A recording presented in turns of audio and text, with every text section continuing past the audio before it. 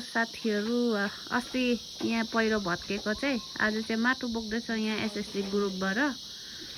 भाउजूकोमा केटा चाहिँ एकजना छ, ए भाइ मात्रै। सब लोग लड़की है, हाँ लड़की ज्यादा है, लड़का एक भी नहीं है।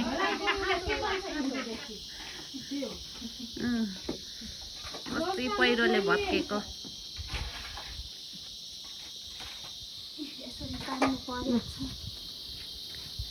घर मालिक आफै दुःख गर्दैछ यहाँ। यसरी तान्नु पर्या छ यो बुढो नहुनु साह्रो रहेछ, बुढो नहुनु साह्रो रहेछ। हो नि हौ, म चाहिँ खाजा बनाउने। यो घरमा केटा नहुनु जति पिर चाहिँ केही हुँदैन रहेछ है लाइफमा। केटै छैन, केटा फुलिरहेछ फुलहरू पनि।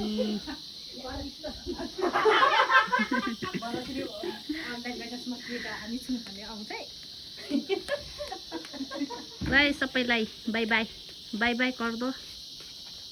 सुनाइ कस्तो गरेको छ।